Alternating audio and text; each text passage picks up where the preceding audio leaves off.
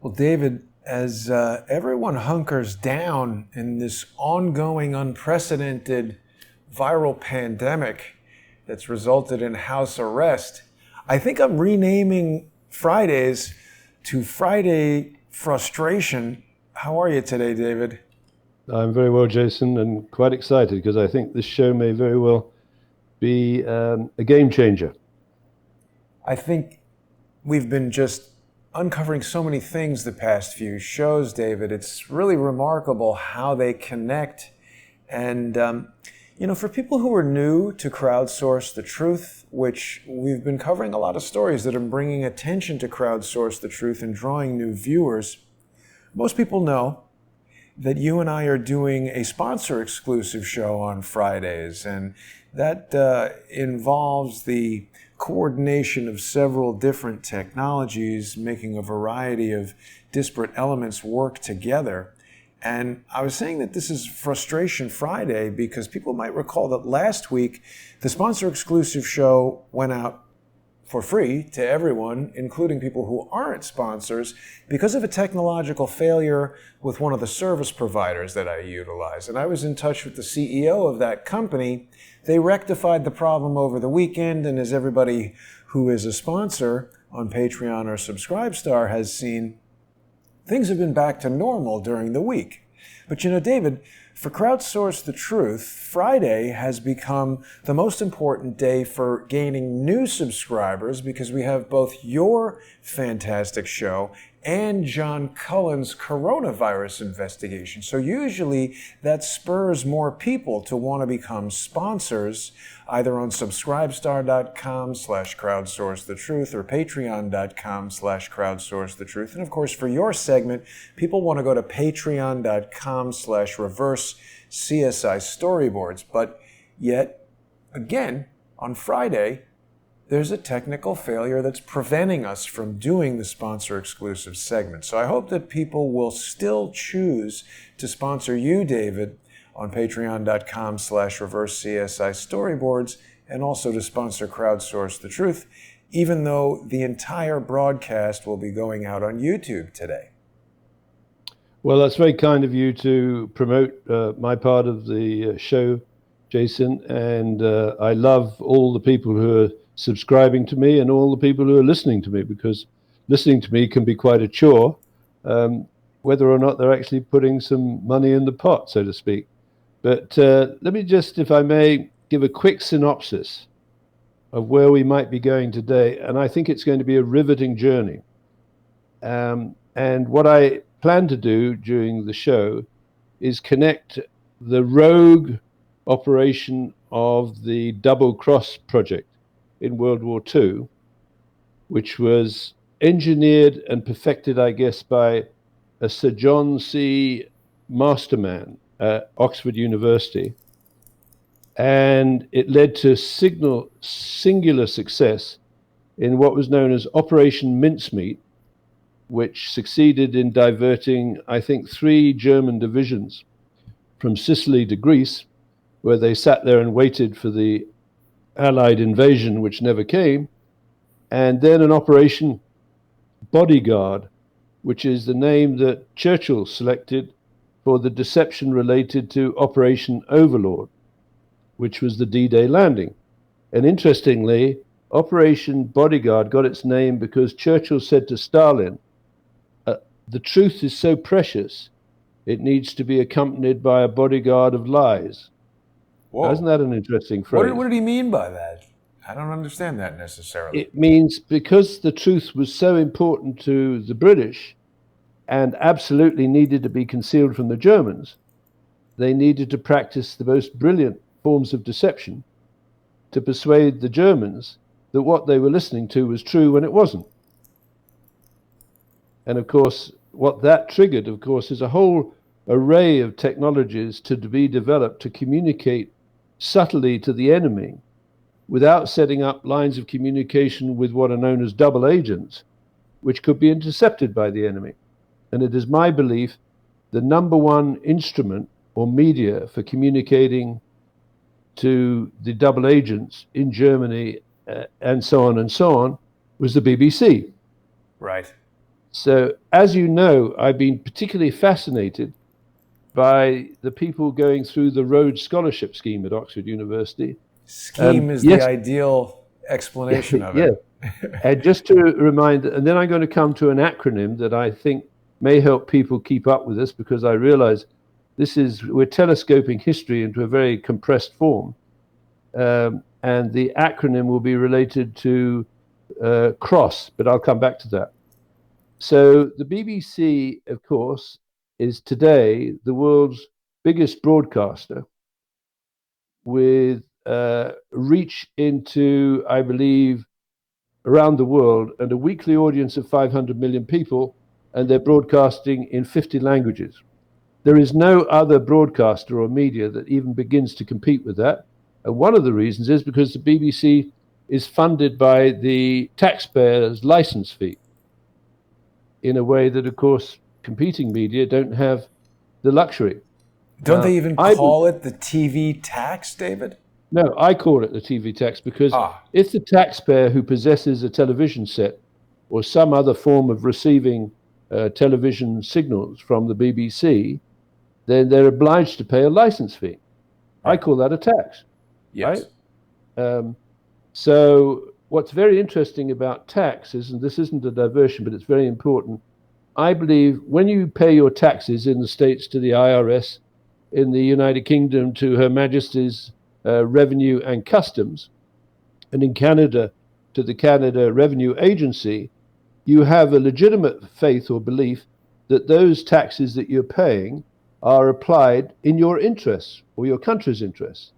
Now, If David, they let me are, in slow you fact, down for a second because there's some background we should share with people.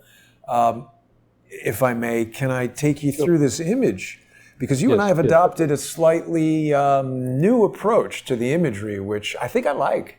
You give me a bunch of ideas, and then I kind of like spring the image on you. So there's this bit of a surprise moment. But I think it's worth going through some of the details that are included here to help people understand what we're looking at today. And, so this is the image of the Oxford double cross. The title, of course, of today's show is Did Oxford Double Cross Unethical Hackers Breach Obamacare to Weaponize Five Eyes tax agencies? So what I've got pictured here is, of course, Barack Obama representing ObamaCare. And I don't know if you picked up on this subtle detail, David, but he's keeping his cards pretty close to the vest, as they say. He's holding these trump cards. We'll get into the details of exactly what that is later. But the question being posed having to do with unethical hackers who might be working in service of Oxford double-cross agents, well, we've got pictured here a young Bill Clinton from his Oxford days. And David, I didn't know this. I've been aware of this guy, James Woolsey, for quite some time. I didn't know that he went to Oxford. He's an American. He was the director of the CIA. He's currently associated with a think tank called the London Policy Center. Are you aware of that? He's also the vice president of Booz Allen and Hamilton. But yeah, I mean, Woolsey is a Rhodes Scholar, right? He's a rogue scholar is what he is. But just to wrap up the image real quick, Yes. I've basically, in going through and gathering these images of the Canada Revenue Agency, Her Majesty's Revenue and Customs Agency, and the Internal Revenue Service, it was remarkable to me how similar some of the photos of these buildings are and the signs. It was also, I couldn't believe that you felt that this was just a coincidence, but the fact that Revenue Canada is in the Connaught building and that Connaught Laboratories was where the Clinton tainted blood scandal was marketing this tainted blood, I thought that was pretty important. Well, potentially it could be. And of course, one of the challenges that you and I face, that each one of these represents an extraordinary story, and we could go down and basically fill a 2-hour show. But let me just back up. So you've now got Bill Clinton was a Rhodes Scholar at Oxford University in 1968 through 69. when he was expelled for allegedly raping a woman and dealing in drugs. So this guy goes off to Moscow, which is very interesting, to be, I believe, finished his grooming as a double agent. Mm-hmm. Now, can I prove he's a double agent? Well, I think if people stay with us through this entire show, we'll have a wealth of circumstantial evidence to suggest that he was recruited within the British double cross program and groomed in Moscow prior to returning to the United States and becoming a British agent, or at least a Oxford double cross agent, deeply embedded in the United States of America, moving through governor of Arkansas, ultimately to president, where I believe he betrayed his country. Well, David, you know who else traveled to the former Soviet Union at a time when it was virtually impossible to do, and at a time when he himself was about the same age as Bill Clinton? And I think that like 19 and 20-year-old guys, I mean, I wasn't around, but 1968, 1965, around this time, international air travel, I got to assume, was a little bit less accessible than it was when I was 19, which in fact was even less accessible than it is now. I'm talking about Lee Harvey Oswald, the man alleged to have assassinated John F. Kennedy, spent time traveling through the Soviet Union, and no one can explain how this underemployed, under 20-year-old guy did all that. Well, I'm going to come to that because I believed, I've just been brushing up on my knowledge of Lee Harvey Oswald, and he was in Montreal in April of 1963 in his Hands Off Cuba campaign with three guys who were very fundamental to the JFK assassination, a guy called Clay and Ferrier and another fellow whose name escapes me. But I'm going through the records, and it is suggested that Lee Harvey Oswald was a CIA patsy. Yeah. Anyway, I'll come back to that. So now what goes on at Oxford under the brief or mandate of John C. Masterman, who got a knighthood for his services, he was the go-to expert on the double cross program. I believe that he realized around the time, if not before, of the Kennedy assassination, that the double cross program put up by the British in order to identify and turn Nazi or German spies in the United Kingdom had gone rogue. And he was absolutely horrified after the assassination of JFK. And I'm going to make an allegation that the assassination of JFK was organized through rogue elements of the double cross program. But I'll come to that in a minute. It's almost a triple cross. You're getting it. When you get to triple cross, my head spins because I don't know if I would be very good at triple crossing. I confuse myself without, I think, being on the payroll of any foreign agency.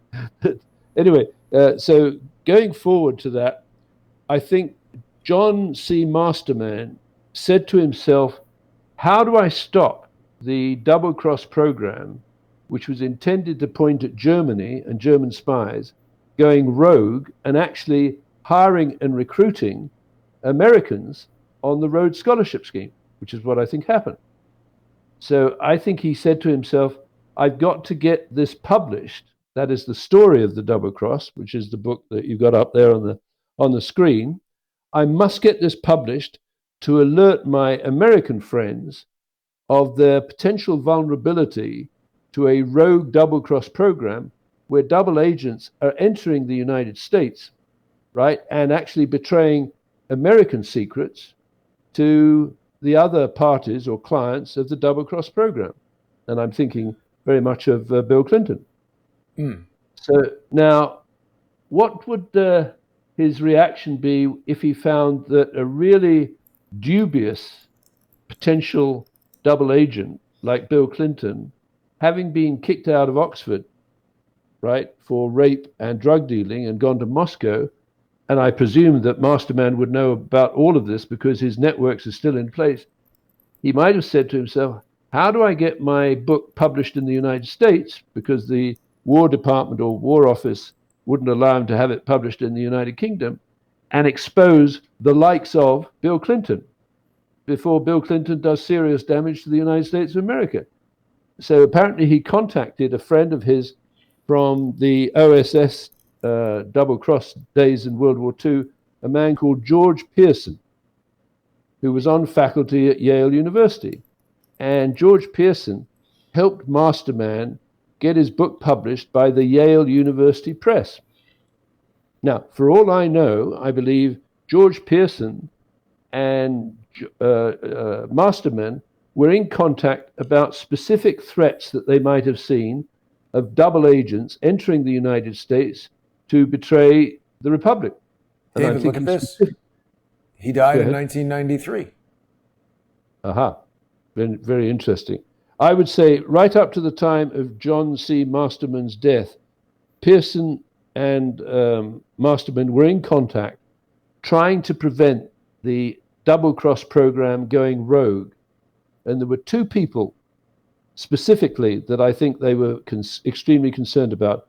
The first would be a man called Yves Fortier, right, who worked in Montreal for Ogilvy Renault, a big Montreal law firm. And I believe it was Yves Fortier who welcomed or coordinated the assassins organizing the hit on JFK in Montreal. And that, of course, was 1963. 1963, Yves Fortier would be 28 years old.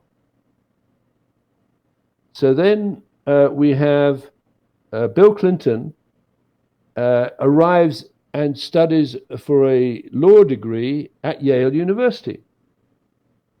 And I think we will find that Pearson was watching Bill Clinton from day one on his arrival in Yale.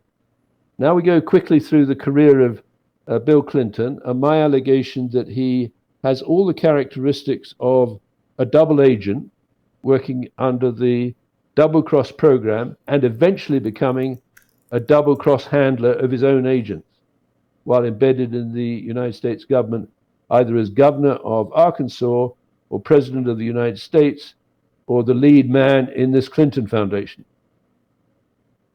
So let's just go after Bill Clinton as he moves through his career in Arkansas.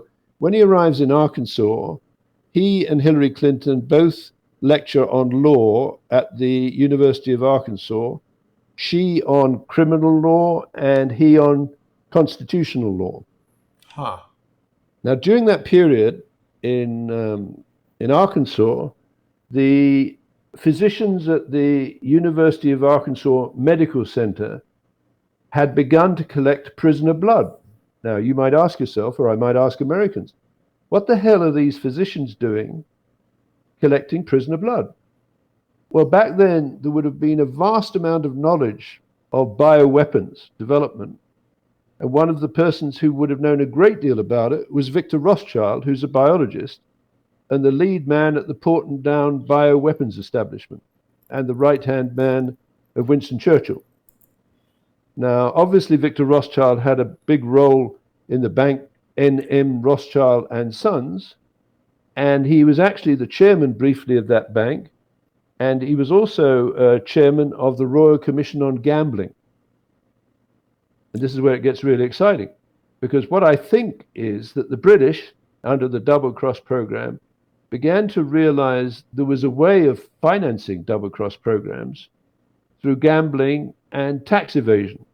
And I think that's what happened in the case of the people or the agents in the United States.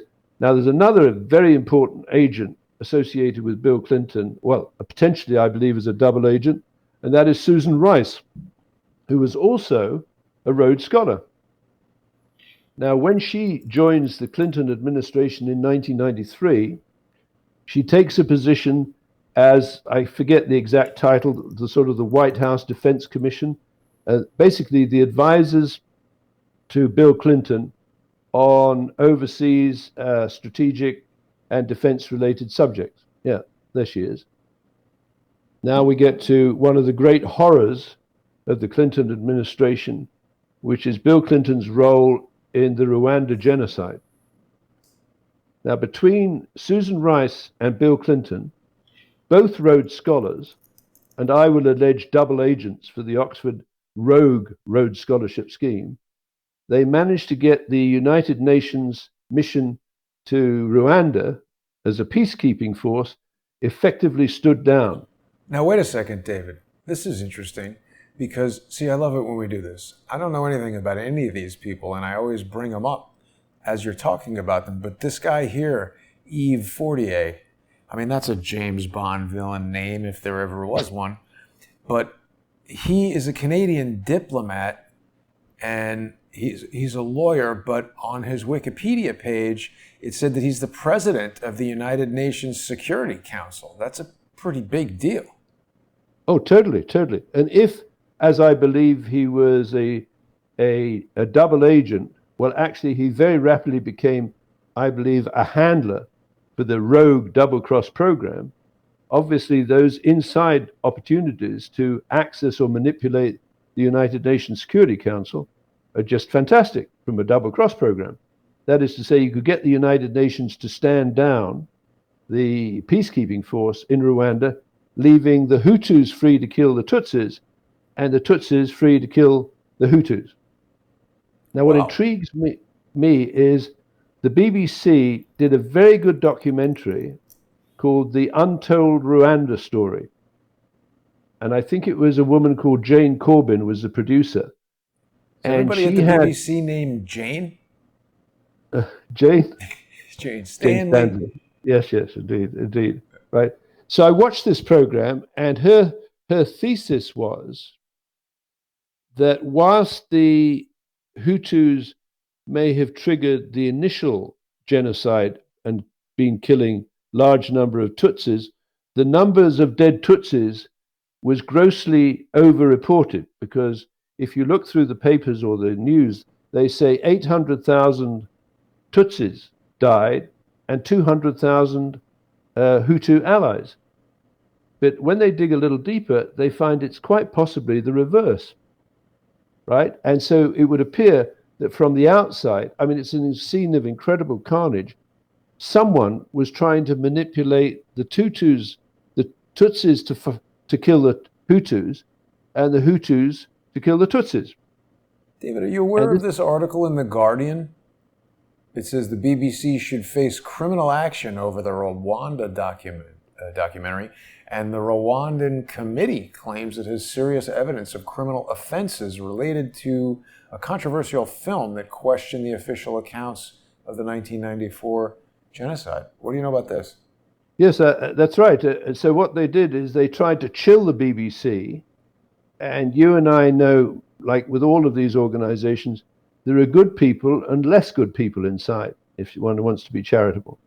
So I think there are people within the BBC, the great majority are trying to do the right thing, and I believe Jane Corbin did a lot of very thorough research, and they came to conclusions that in Rwanda would be deemed to be a Holocaust or genocide denial, right? And that can be a crime in certain kinds of countries that are particularly sensitive. But my point is, people like Susan Rice and Bill Clinton, both Rhodes Scholars, both potentially double agents, right? It'll be interesting to see if they can have evidence to prove a negative that they're not. That's kind of by the by.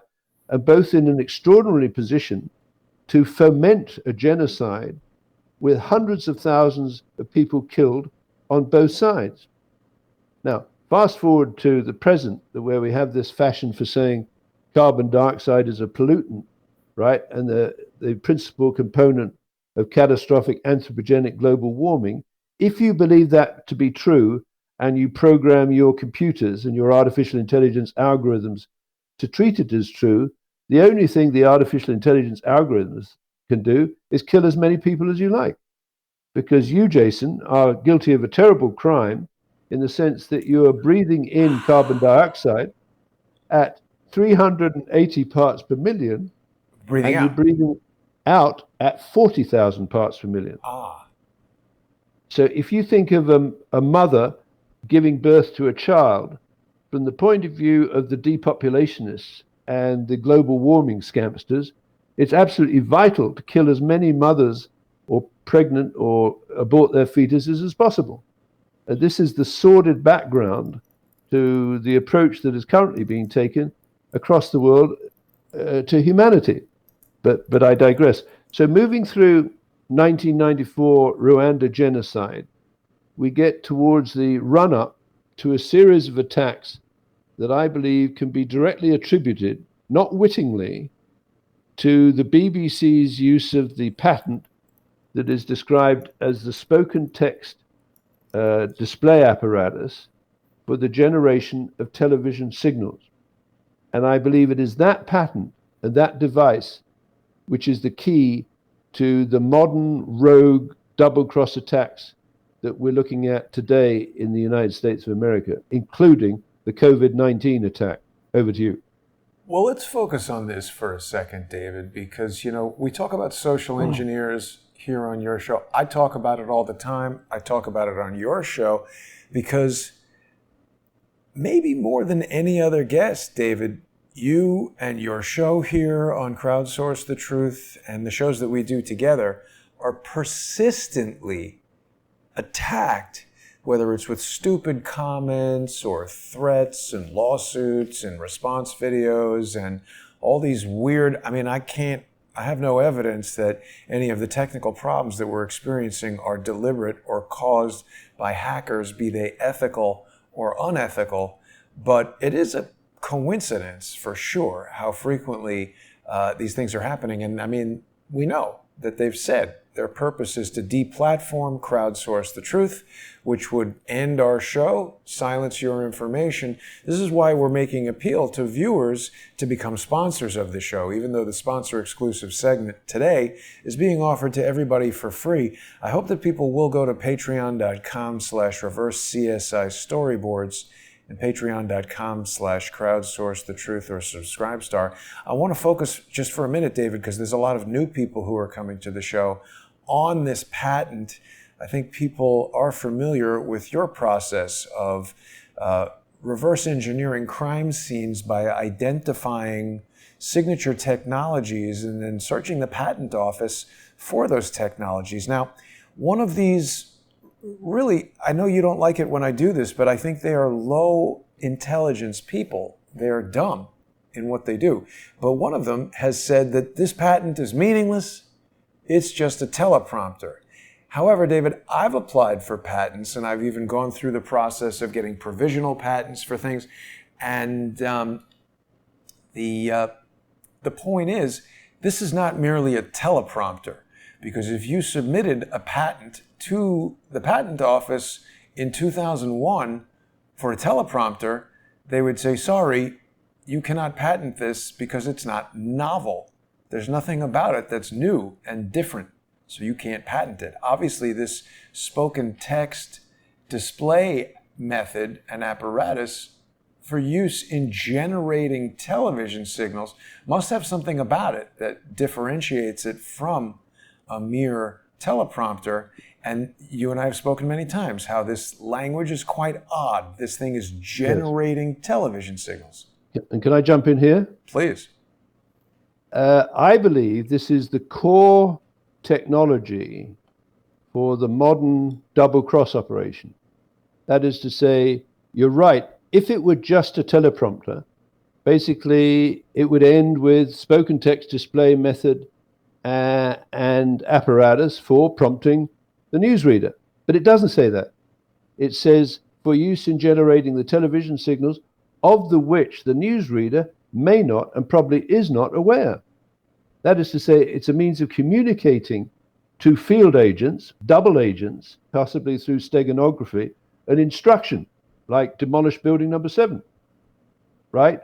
Or go to Wuhan City and spread a binary weapon, which involves a virus with mild symptoms, together with a powder that allows the virus to enter into the small elements of the lungs, where the victim gets hypoxemia, which is low oxygen content in the blood, which may or may not be somewhat similar to what's going with this woman.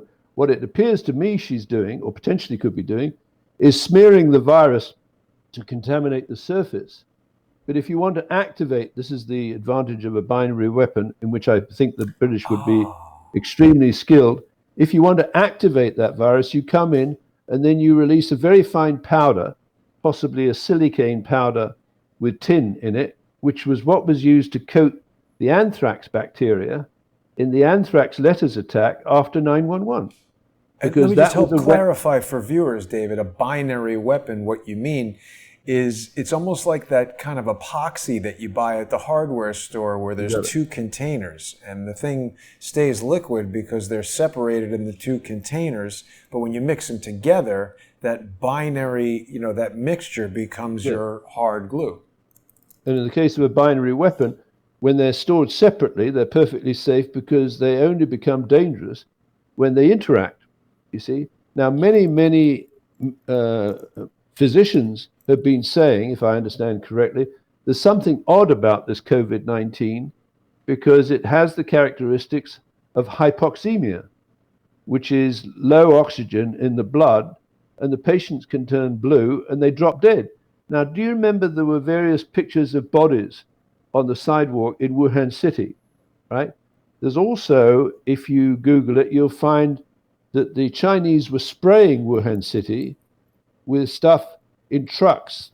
And I was curious, I'm saying that they're disinfecting, but I'm not sure, do you disinfect a virus or do you disinfect bacteria? I'm not quite sure. But I'd like to know what those trucks that were spraying inside Wuhan City were actually spraying, because it might be that the Chinese, who basically have absolutely no problem of disposing 10 million of their population. Yeah, exactly. Now that guy that's leave a dead guy on the street. Did he just drop dead or what? Yeah, they just leave him there, and this guy's like bicycling to the work or something. Like, what is going on here? This looks like the same guy. Right. Well, I would suggest that he dropped dead and that he's got hypoxemia. But I'm not a physician. The point is that I make about my deductive computing unit, Sean. The most important thing when you're trying to reverse engineer a crime scene, you should be able to free to be able to present various hypotheses, and ultimately you only accept a group of hypotheses that fit all the facts. So if someone drops dead in the middle of the sidewalk associated with this virus, is that a mild flu virus? Because that's not what people normally do. They get sick and they're sicker, right? They don't drop dead. Or is it a characteristic of a binary weapon where two groups of people, one have come in with a viral load, maybe asymptomatic carriers, and another group have come in with the spray or the powder, which mixed together basically creates the impression there's an outbreak, a hotspot of COVID-19 in Wuhan City that can then be spread around the world in a binary weapon form. If that were correct, then that means you could go into New York or go into London, and from the Chinese point of view, shut down your main competitors or the Five Eyes countries. Now, that would be a very interesting reinterpretation of what's going on in China. Over to you. Well, what I was going to say, David, is I'm pretty sure this was, I can't remember if it was Chip Tatum who said this to me or Cody Snodgrass, but there was this thing where when they went into the, black ops contractors, they were injected with some, vaccine. But it was step one of this binary type of thing where now that you've got that, it's like, hey, don't mess around or we're going to get ingredient number 2 over here and you're going to die. And if it's some sort of inert on its own ingredient, you could bring that on a commercial plane or do whatever. And then when you get to the target, you release it and they could potentially die. That's kind of the danger of this binary stuff. Some of our comments, David, we've got Kelly watching on Periscope. She says that it's causing blood clots. And that's interesting because I'm also not a physician. Nothing we say is intended to cure or diagnose a disease. We're just observing things. It seems like there's a lot of confusion among doctors as to what the symptoms are and how it causes death. And it strikes me that if you were planning a biological attack on an enemy, making it confusing to doctors would be a good way to really keep your enemy under your thumb for as long as possible because they couldn't come up with a cure or a vaccine or anything like that. I also want to point out, David, that just yesterday, the Washington Compost, our favorite Jeff Bezos birdcage liner, they had a story saying that the CDC has revised its website because now they've decided that the virus does not spread easily from contaminated surfaces or animals. So within 3 months, they basically have kind of changed their mind several times. It's an indicator to me, David, even without being a doctor, that they don't know a damn thing about this virus. Well, basically, they're manipulating public perception. So let me read you a quote from the late Elmer Davis, who was a Rhodes Scholar in 1910. So he's one of the first beneficiaries of the Rhodes Scholarship Program, which incidentally, and I'll repeat that, is operated by N.M. Rothschild and Sons Limited. N.M. Rothschild and Sons Limited, which is the investment banker for Queen Elizabeth II, Donald Trump, and Serco. And that's very important, because if, as I believe, the Rhodes Scholarship Scheme operated by N.M. Rothschild went rogue, then one way of embedding your double agents around the world, right, working really for the Rothschild empire, if you will, and its attendant banks and intellectual associates, is to operate a Rhodes Scholarship Scheme as a recruiting scheme. So you get your raw material coming in, like Bill Clinton or Susan Rice or Yves Fortier, the Canadian, right? You select those that are most easily manipulated. Well, evidently Bill Clinton is very easily manipulated. Look at the company he keeps, Jeffrey Epstein, right? Right. So basically then these people are walked into some kind of trap. There's a variety of traps that can appeal to different kinds of people. Evidently with Bill Clinton, it's a sexual trap is a very important turn on, because he will walk into a trap set up for him, they call them honey traps, with underage girls, right? And ultimately... Well, let me just pause you a second, David, because I think it's worth mentioning that just the other day, Jeffrey Epstein's lawyer, Alan Dershowitz, told me that he was introduced to Jeffrey Epstein by Lynn de Rothschild. Very important, you see, and that comes back to, and Linda Rothschild and Hillary Clinton are great friends, right? But Linda Rothschild will be very familiar with the talent spotting opportunities of the Rhodes Scholarship Scheme, because the Rothschild Bank operates, and pays out. So Linda Rothschild is capable, with Hillary Clinton, of running, what do they call it, caution or sidecar or protection on double agents in the field, including Bill Clinton. Now, can I prove Bill Clinton is a double agent for the double cross program? No. But look at his behavior. There's some very interesting decisions that Bill Clinton made that would appear to be consistent with the double cross program, let alone, or moving on from the Rwanda genocide, where he and Susan Rice encouraged a stand down of the United Nations peacekeeping force led by Romeo Dallaire, such that the genocide could take place. And just as the Hutus were allowed to kill the Tutsis were allowed to kill the Hutus. Let me just go off on a side note. I believe in 1994, and that comes back to that earlier Trump deck of cards that you showed on the initial collage at the beginning of the show. Yes, if you can just so you could see there you've got the 4 aces, and trial, usability, maturity, and process. Those are the 4 cards associated with the Serco Usability Services contract, which it had with Her Majesty's Tax, Revenues and Customs, and IAI, which is the Israeli Aircraft Industries. Right. This was very strange. Yes, that's a very unusual combination. Why is a British company that has got an absolutely terrible record for honesty in terms of transporting prisoners and leaking evidence associated with the COVID tracking, why would you put an organization like that, right, with the Her Majesty's Revenue and Customs and the Israeli Aircraft Industry Organization? Now, 1 second, David. I don't mean to take the conversation sideways, but in looking for that webpage that we were looking at yesterday, I forgot exactly what I Googled yesterday, and we'll do that in a minute. But look at what just came up. So this is from a website called Space Newsfeed, and you, I'm sure, recall that Wilbur Ross, who now seems much, he doesn't seem well compared to the 2 years ago when I spoke to him. He's a man who's getting on in his years there. And you might recall that when I asked him, he did not want to talk about Serco. He wanted to talk about space. And here we see that Serco has been awarded a U.S. Space Force contract to support deep space surveillance system. What the hell is that? I'll say again, America needs to strip Serco out of every contract in the United States, including, for example, running the United States National Visa Center. Right? This company is a dog, basically.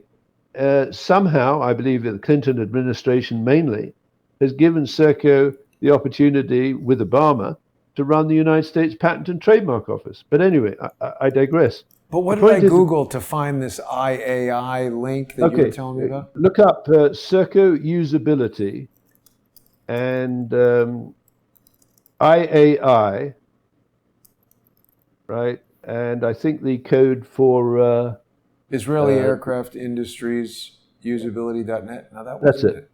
Was it? Okay. Usability and Trump. Yes, put in Trump. Right. Trump usability and you'll get it. Right. And here's a hypothesis. You know, it comes back to when you're trying to reverse engineer a crime scene. You want to see if all of your crime theories fit the facts. And there's something very odd about what went on in Rwanda in the early days of the genocide. So the president's Falcon 50 gets shot down by someone who's really good at air traffic control because they land the debris or the crash basically in the garden or the precinct of the presidential palace. That's pretty good shooting, isn't it? Yeah. Right? Now, who in the world is the world's largest non-state air traffic controller? It's Serco. Yeah. And on 911, there were 60 FAA contract towers operated by Serco.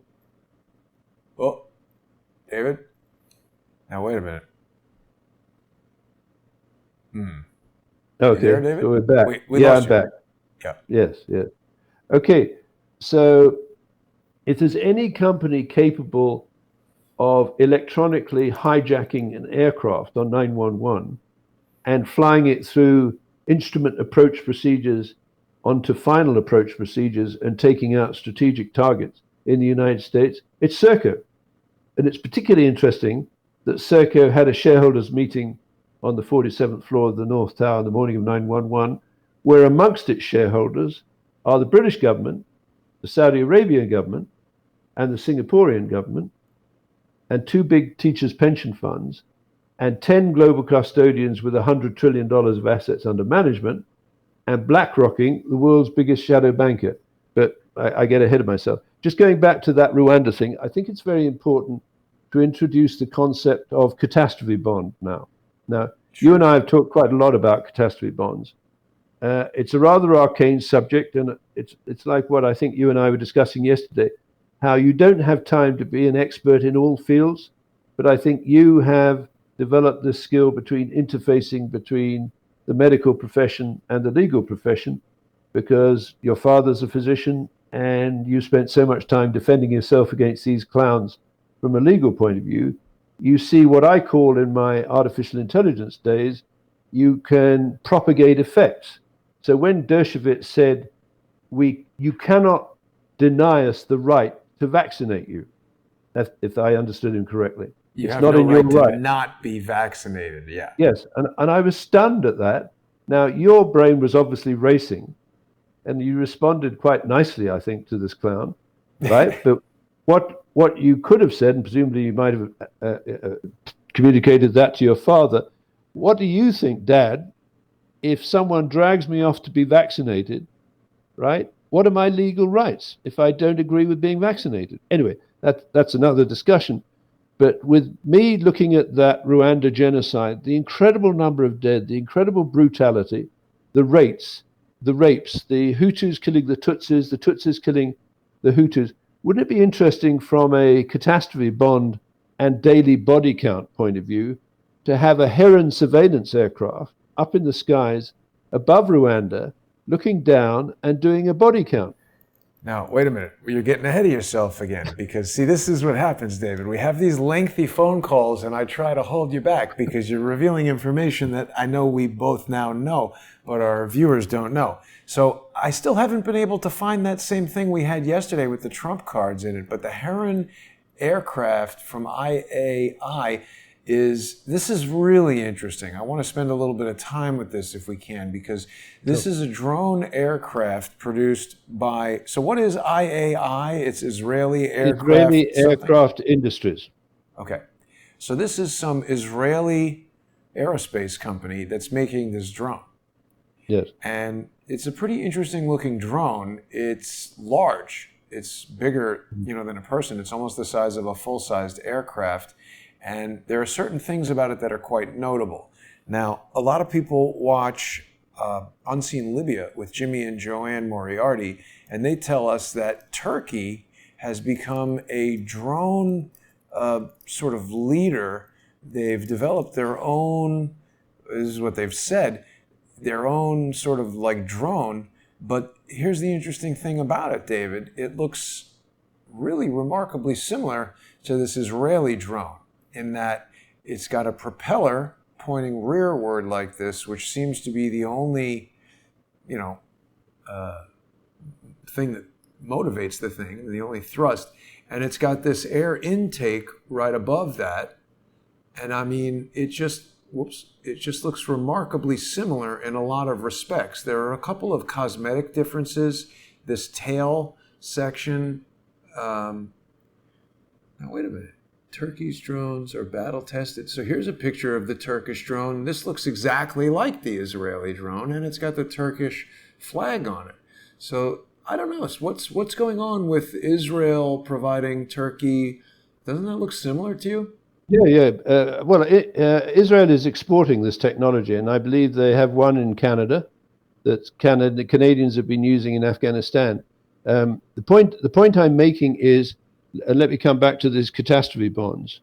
I believe someone around the 1994 period, with deep familiarity with Lloyd's of London, worked out with a company called Serco that it would be possible to do body counts in times of war and support betting on body counts through the catastrophe bond market. Now, the first catastrophe bond, this is really interesting, I believe was developed for Hanover Re Reinsurance. And I think it was structured by Sidley Austin, which is interesting. That was in 1994. Now, if it were possible to run a drone above Wuhan City or any geographical area where a virus had broken out, you could do body counts, for example, of the Ebola virus. That is to say, people in the villages looking down by a surveillance system like this, they would be dying, etc. You'd be able to see the stretchers carrying them to the grave, and you'd be able to count the number of people who were dying. You remember that, I forget the island, what's the name of the island off New York where allegedly it's where Hart Island. And you see, that looks like that was taken by a drone, those images. It was. They confiscated it from the guy. He got in trouble. Well, this is my point. The point is, if you are running a fraudulent catastrophe bond operation, right, which supports three groups of organizations. One is the sponsor of the bond that maybe feels they would be wiped out through life insurance if more than, let's say, 300 firefighters died on 911. The other is the escrow law firm that holds the sponsor's money and the investor's money. And then there's the investor who puts up the money. And the way it's presented to the investor is this is what I would call a double black swan event. For example, the odds of a steel frame building come down through fire are very, very low because no steel frame building has ever collapsed through fire ever until 911. right? So the investor would be perfectly entitled to say, I can chance $2 billion on this tower not coming down simply because it never has. But what would happen if the sponsor of the bond actually had a backdoor through the law firm, which might be Sidley Austin, which had a backdoor to the saboteurs who needed or had the skills to bring those two buildings down in the same day and kill 343 firefighters? It's a beautiful opportunity to launder money and make a great deal of cash through a catastrophe bond based on body counts for a given profession. Do you with me? Do you see how that works, Jason? Yeah. All right. So then let's say one way of intimidating the United States of America on 911 through particular trades and professions would be to say, all right, let's kill over 300 firefighters. Let's kill over 60 police Department of New York and New Jersey, 60 people. And how about over 650 world traders? Those are phenomenal numbers. Those 658 victims in the World Trade Center, the North Tower at Cantor Fitzgerald, that's an extraordinary number of people. And one of the things that was happening there, apparently, is that they were getting instructions to stay in their office. Even after the first tower had been hit, the people in the South Tower, they were told to stay in their office. So I believe that was a hack, right? And that was a hack, allegedly, through the company that provided the bulk of the fiber optic, wireless, and data networks into the World Trade Center, which would appear to be Nortel Networks. Now, in July of 2001, Nortel Networks laid off or handed off the installation work on its manufactured systems to a group of installers, global installers, including AMEC and Bovis. So isn't it interesting that AMEC had the floors above the Starnet Communications in Vancouver, that AMEC had the prime contractor status on the Wedge 1 of the Pentagon upgrade and the removal of evidence, and that AMEC had a contract for the diesel systems upgrade in building number 7 and the removal of evidence. I think you've got clear example here of a conspiracy and a group of patented devices that support a double cross operation, which I think took place on 911 with the two buildings in New York and triggered a catastrophe bond where the leverage lease master server was able to claim, or they tried to claim, $6.4 billion.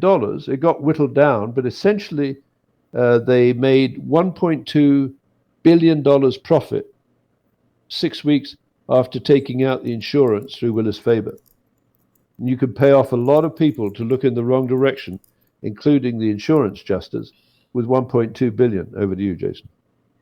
You know, David, do you find it coincidental that one of the primary and most persistent and stupidest social engineers who's been after us for 3 years used to work for Nortel? No, it's no coincidence, because these people would have spawned a social network, which is one of the patent devices in that 10 patent template that I've identified. Now, let's just note that Serco, by the 17th of November of last year, the British company Serco had processed 4 million American patents. And I'm saying, what are you doing in the United States of America? Where are your intelligence people? Where are the people who are advising Donald Trump?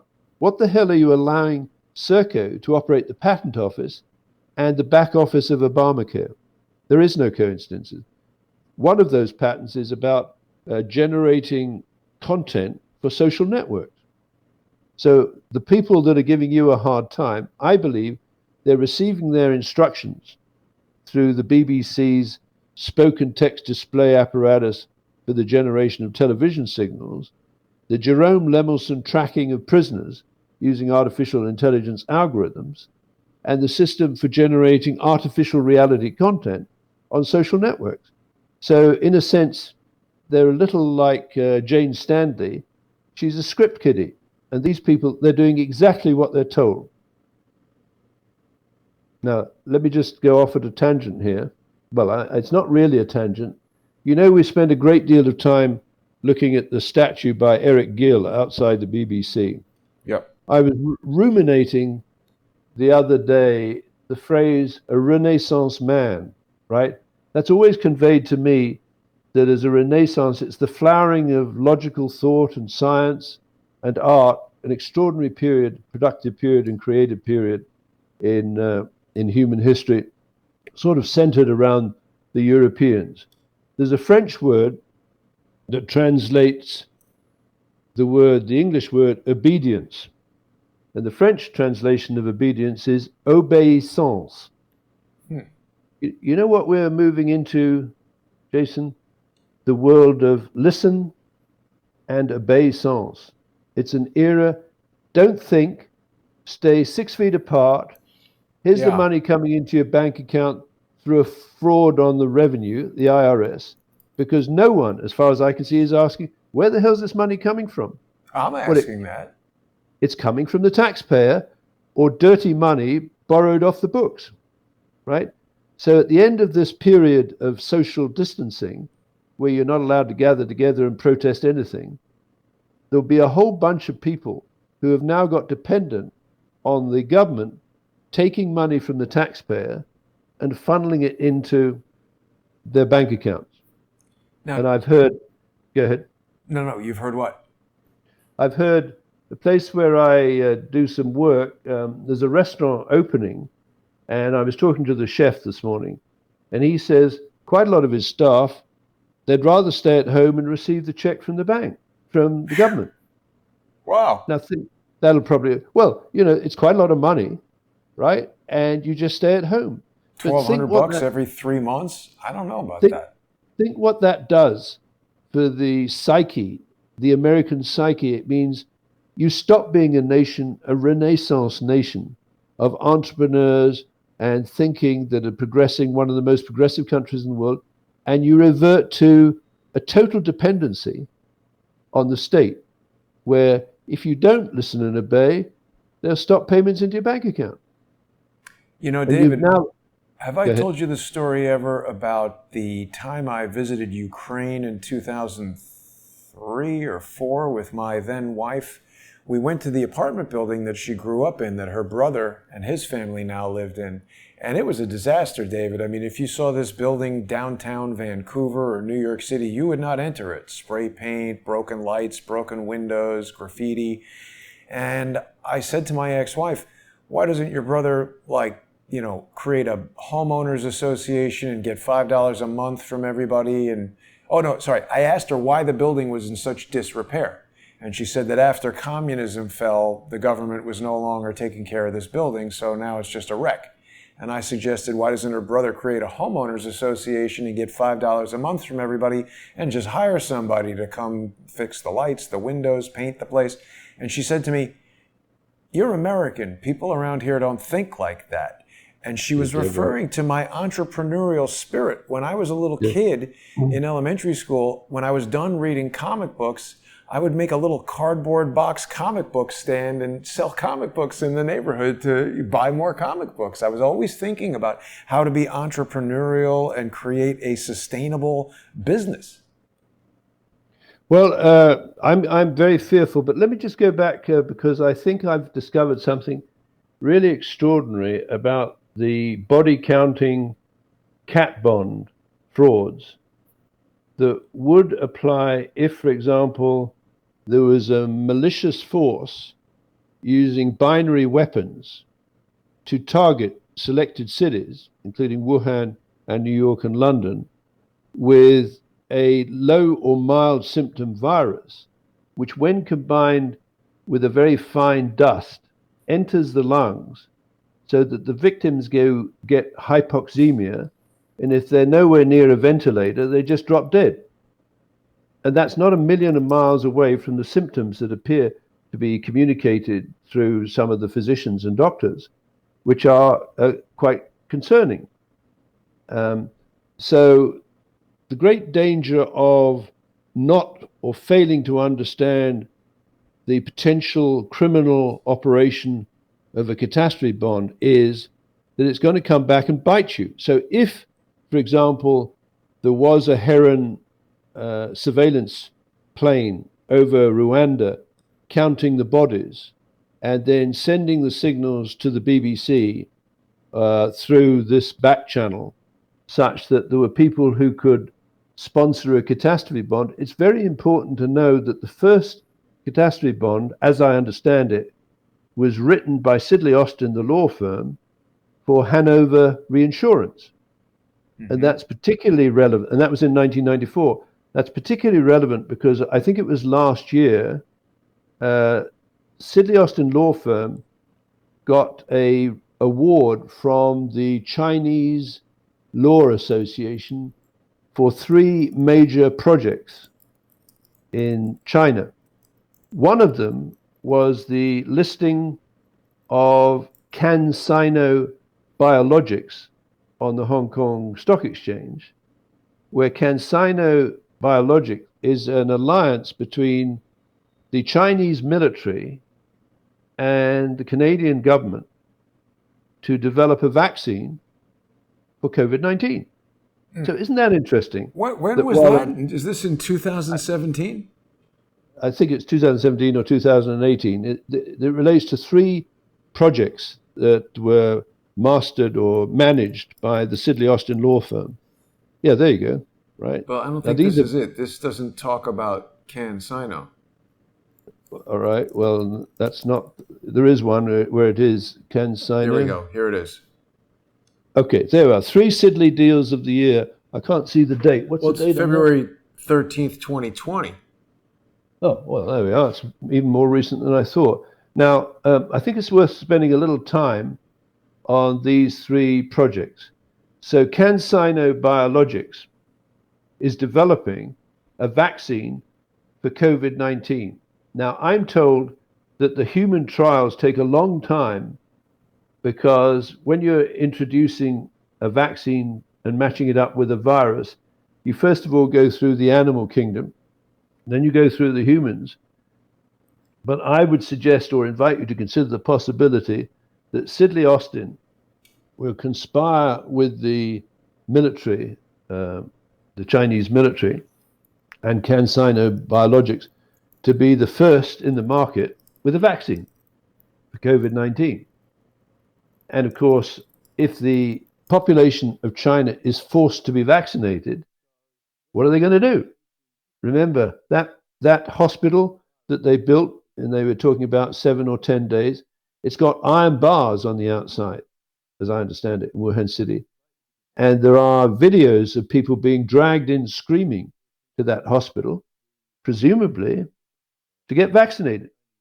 That would be the beginning of the human trials, right? Anyway, I think that's worth exploring. Could be anything. Now, there's another project that I believe is very interesting. They've taken the Chaucer catastrophe bond arm of Hanover Re, and they've sold it to the Chinese. That was arranged by Sidley Austin. So what I'm suggesting to Americans is, I believe now, if there was a malicious body counting cat bond service set up in the United States with Hanover Re, it's been taken over by the communist Chinese. And now the communist Chinese can arrange catastrophe bonds on the body counts of Americans in the next outbreak or phase 2 of COVID-19. So Sidley Austin needs to be looked at very, very carefully, right?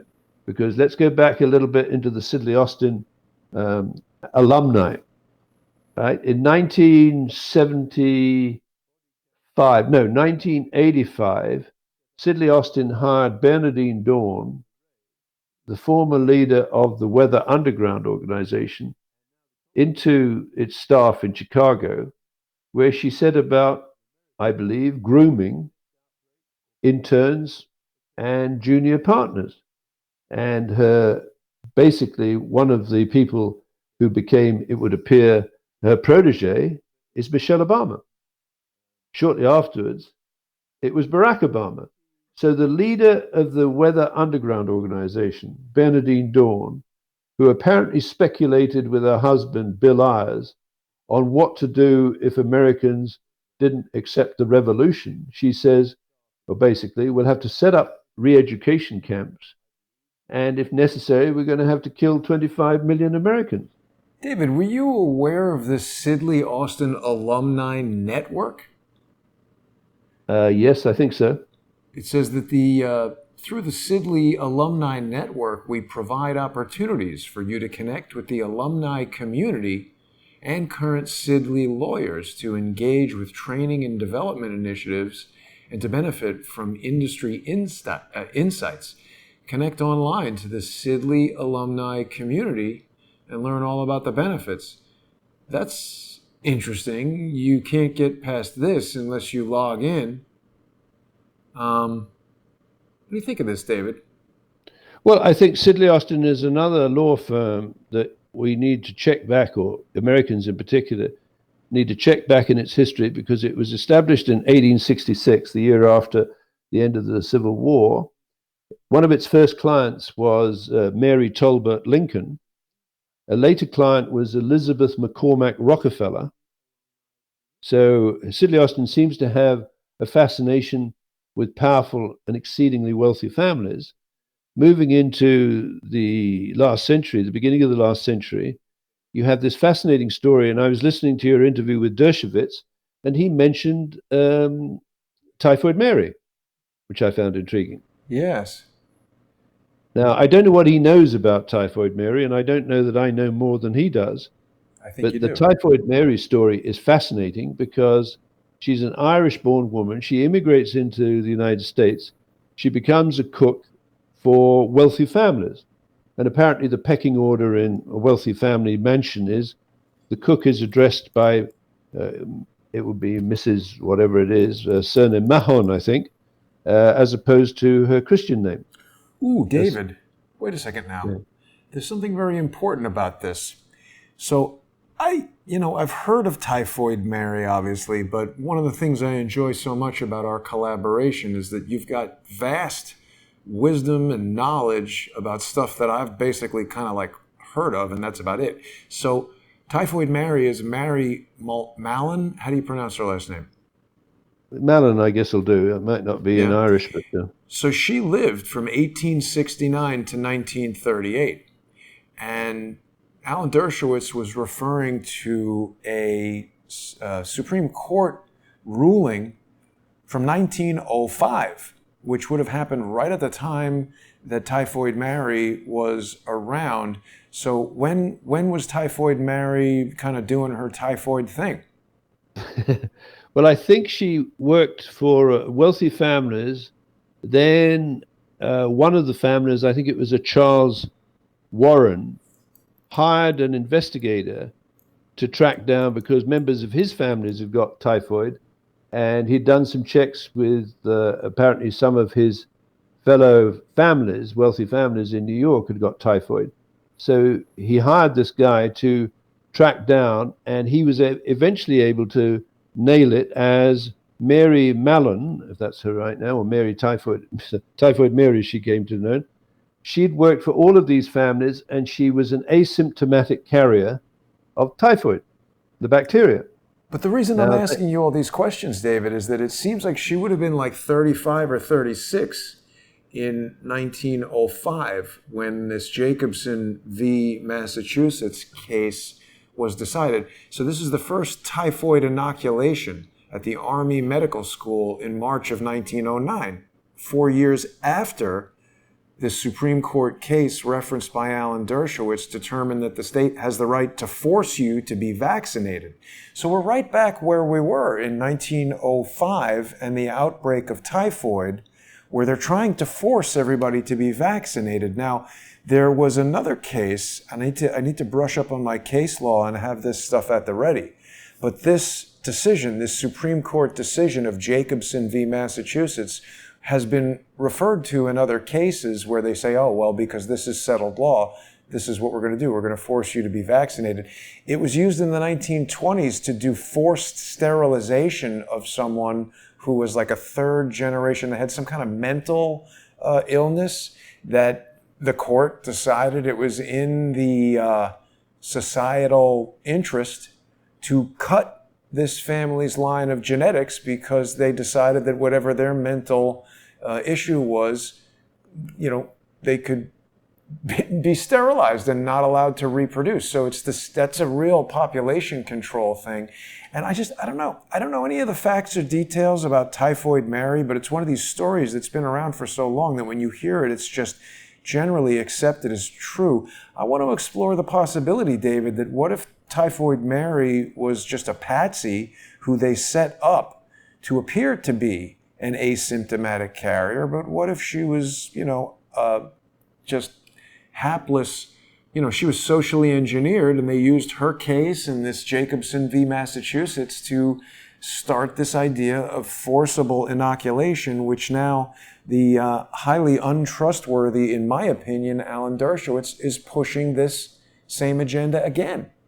And quite possibly Bill Gates. But let's just go along that timeline. Now, I don't think she was a patsy, because they did an examination of her feces and her urine, and apparently it was crawling with typhoid bacteria. So she probably was an asymptomatic carrier. And then she was put into quarantine, possibly for 2 to 3 years. I can't remember exactly. And we're in the run up to the 1918, or the end of the war and the Spanish flu, but getting ahead of myself there. She then was released from quarantine on the condition, she took a job as a laundress, washing clothes. But the condition was she wouldn't go back into being a cook. However, she couldn't make a go of it being a laundress, so she went back into cooking, and then she cooked for another 4 families, all of whom were members, went down with typhoid, and some died.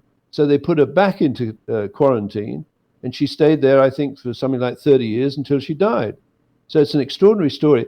But I believe a company or a firm like Sidley Austin would say, hey, this is pretty terrifying for rich families. What would happen if we extorted, and remember Bill Gates and Bernardine Dawn, it's all about extortion of the wealthy. What would happen if we take some of our clients, like Rockefeller clients or whatever, and we say, well, form a foundation and then give us access to money from that foundation for our political purposes, or we're going to hit your family with an epidemic or a virus or typhoid. Now, whether you're a Bill Gates or a Bill Clinton or whatever, that's pretty terrifying, isn't it? Because they know what the effect of some of these things. And after all, Bill Clinton ought to know extremely well, because he's been exporting tainted blood up into Connaught Laboratories in Toronto for turning into a plasma and then generating, for all I know, Ebola, AIDS, and Hep C around the world, killing hundreds of thousands of people. I mean, Bill Gates, for me, is, I don't know the exact term. What, negligent homicide? Is that a decent term? No, I think he's deliberately doing this stuff. All right. Well, then, so let's come on to the idea of a tax fraud.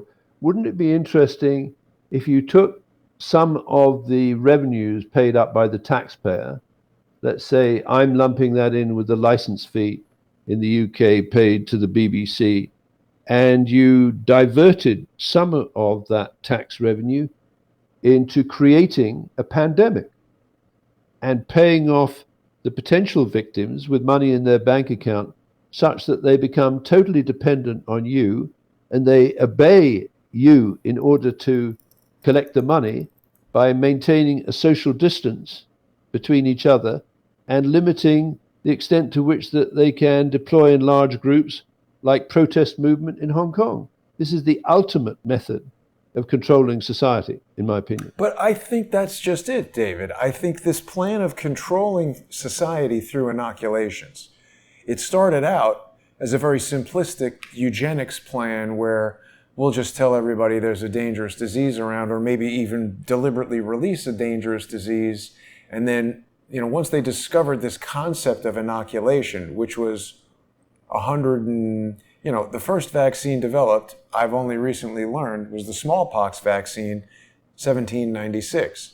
So by 1905, when this case rolled around where Massachusetts said, hey, everybody has to get vaccinated, the concept of vaccines was known, and perhaps this idea of let's scare everybody with this invisible enemy, and then we'll force them to be vaccinated, and what we can do is just whoever we don't like, whether they're Jewish, black, mentally ill, or for whatever reason, we can sterilize them, we can kill them, we can just, force them to be vaccinated and control the population that way. We know that Bill Gates has a family history of being interested in eugenics, and I can't get this idea out of my head. What if Mary Mallon, what if she was a double-cross agent in on this idea that she would be presented to the public as the person who spread this disease to everyone? It just almost seems so conspicuous that she is the one person they blame this typhoid outbreak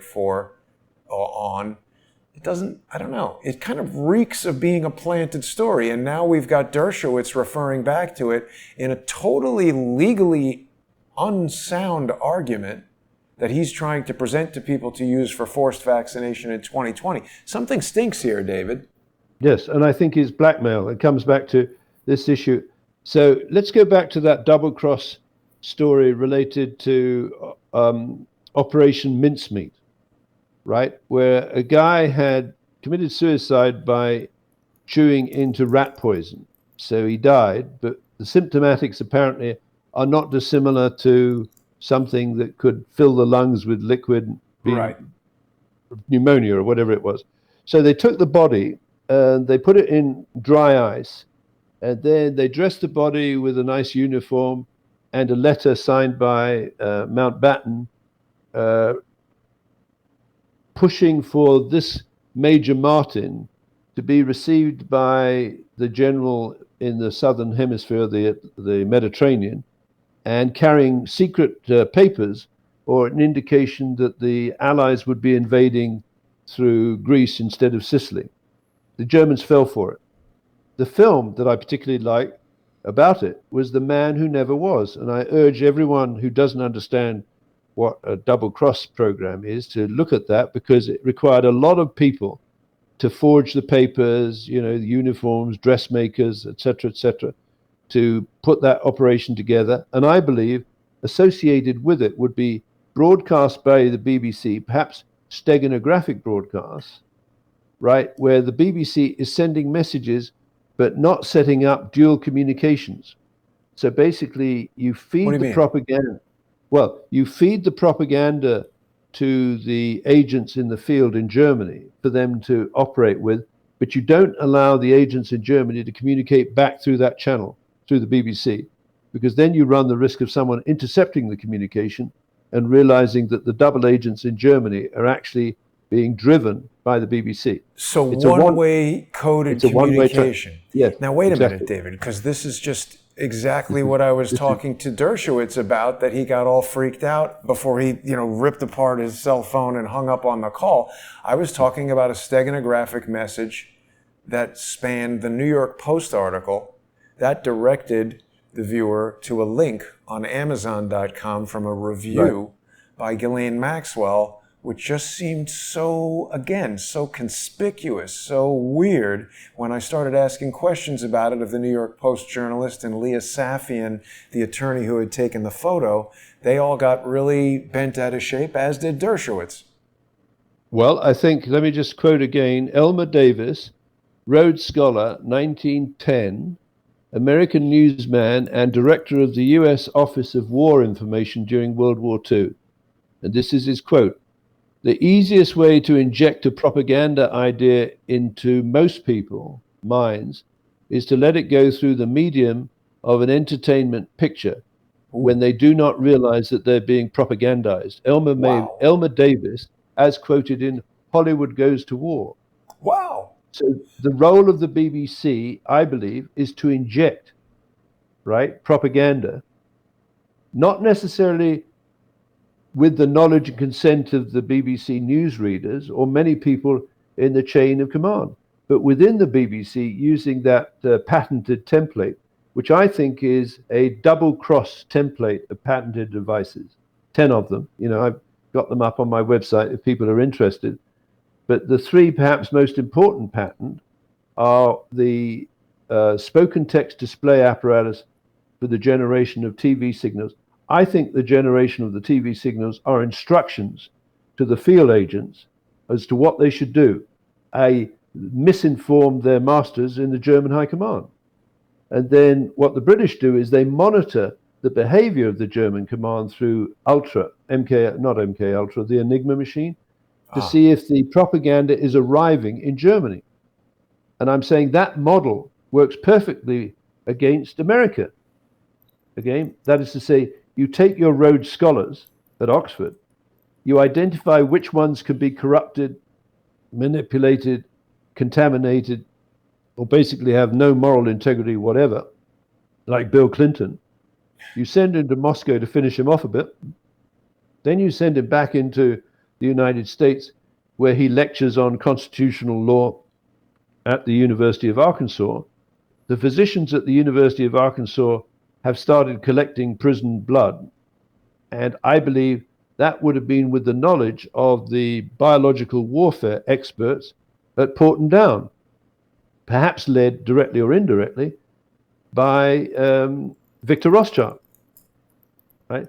So they start to realize that one very good way of developing an asymmetric weapon to intimidate an enemy is to develop something that can be spread as a virus or a bacteria and potentially kill thousands or millions of targets, right, where the asymptomatic carrier or the binary weapon carrier, like with the addition of the sabotage spore powder, you can create the impression and horror and fear as was created with the anthrax letters after 9/11, because those weapons contained the anthrax, the Ames-C bacteria that had been coated with what they call a sabotage spore powder.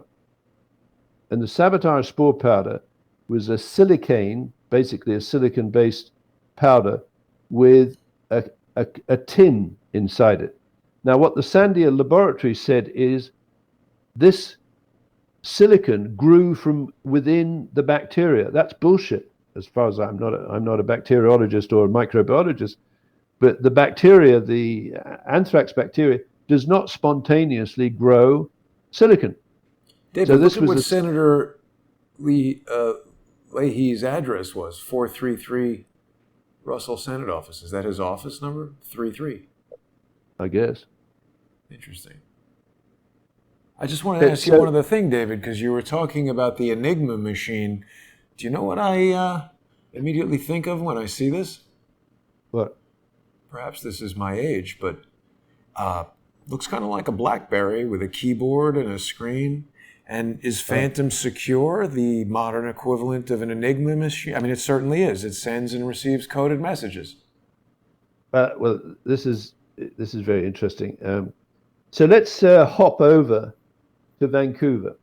I believe that in the 1990s, Yves Fortier, I believe, was a double agent or possibly an operator of the double cross program in Canada. He helped set up a number of operations, including a registered charity called the Piggy Palace Good Time Society that was launched in 1996. And it was licensed by the federal government, I believe through an arrangement directly made with Yves Fortier, right, who is a special investor in the CAI private equity group. The Piggy Palace Good Time Society was licensed to hold sports and entertainment events out at the pig farm. Apparently at those sports and events, there would be 1,700 people at raves. Now, over a period of 1996 to 2002, at least 50 women were allegedly taken out to the pig farm and butchered. Significantly, and it's highly likely, they were butchered in front of an audience of up to 1,700 people. And they had cannibal feasts, right? Now, what I think was happening there is that when they found and started to dissect or pick up evidence at the crime scene, they found a number of inhalers. Now, here's a little Sherlock Holmes challenge for our listeners. Is it just because, from a statistical point of view, a number of these women had asthma, right? Or is it possible that they suffered from breathing difficulties? And one way of creating an interesting betting opportunity is to put silicon powder inside the inhalers, and then these women would proceed to die of hypoxemia, and people would take bets on how long it would take them to die. Now remember, Starnet Communications down the road at 425 Carroll Street, by the time of the raid of 1999, and I'm going to come to who was in that raid, because I believe we need to drag out the people who were in that raid, who took away all the evidence. There's no statute of limitations for murder, and bring them back for a trial inside Vancouver. But I'll come back to that. In that particular case at 425 Carroll Street, they built a global trade into 60 countries of hardcore adult and child pornography and online gaming. So one has to ask ourselves, what kind of gaming would these scumbags be interested in? Yeah, it seems like a strange thing to be combining, like pornography and gambling. Unless you're betting on the time it takes for a victim to die, right? By, for example, shooting them with a biological bullet. And there is a patent for a biological bullet, right? I think it's by a guy called Rubin, R-U-B-I-N, where you put, for example, a nerve agent in the bullet, and you can shoot it at a subject or a target, and you get effects other than just the kinetic impact of the bullet on flesh. Can I show you something for just a second, David? Yeah. So you and I have explored this building here, 425 Carroll Street, I think in some detail. I mean, we've looked at it a lot online. We've been there. We've evaluated this mural on it. I was just looking over here at the, maybe this is common in Vancouver. I don't know if too many buildings in New York City have this. I was intrigued by this rooftop garden or whatever it is, because it seems to have these two squares that sort of immediately reminded me of the, I think it was AMEC or Bovis that designed that, the memorial for the World Trade Center. That seems somewhat reminiscent of that. But when I drop this little street level person, there's this garage attached to the building, which looks like you could take people or things down from the offices into this garage, possibly into a van or something, and take them out to the pig farm. Right. So that's an interesting feature. The band that played at the pig farm, amongst others, was called Dead on Arrival. Right. So if someone were killed in the office, you could move them in relative secrecy out of the building. And then, pigs. What do you think of this metal flower? Isn't this strange? Yeah. Well, I don't know about that, but let's just stay with this. Piggy Palace Good Times Society was licensed by the federal government in 1996 as a registered charity or society licensed to hold entertainment and sporting events. Now, a very senior guy in the Canadian government at that time would be Yves Fortier, who I believe to have been a possible double-cross operative for the assassination of JFK. He would have been 28 at the time, and he's a Rhodes Scholar. Now, in 1996, Starnet is launched, Starnet Communications. And Starnet builds a business, an international online business of generating and communicating hardcore adult and child pornography. And let's just take a pause here, if there are any Canadians. How can you allow a company in Vancouver to run from 1996 to 2002 engaged in hardcore adult and child pornography without assuming that the police and the welfare agents happen to be a part of that conspiracy. And this is where it gets really interesting, because the company that built the software that allows you to trace people through biometrics and face recognition software, through tax agencies and law enforcement and welfare agencies, is an outfit called Imagis Technologies. Imagis Technologies was created in Vancouver in 1996, 97 or 98, somewhere around then, by a man called Oliver Buck Revell. And Oliver Buck Revell should be of great interest to Americans, because I think he was number 3 at the FBI up to his resignation or retirement for the FBI when he started this business in Vancouver, where he was the head of counterintelligence. I think that was his title. But going back to 1988 in December, he rushed onto the tarmac at Heathrow Airport and dragged his son and daughter-in-law off the tarmac just before they boarded Pan Am 103. How could he even gain access to the tarmac? Isn't that, I guess before September 11th, you could sort of just open a door at the airport and go outside.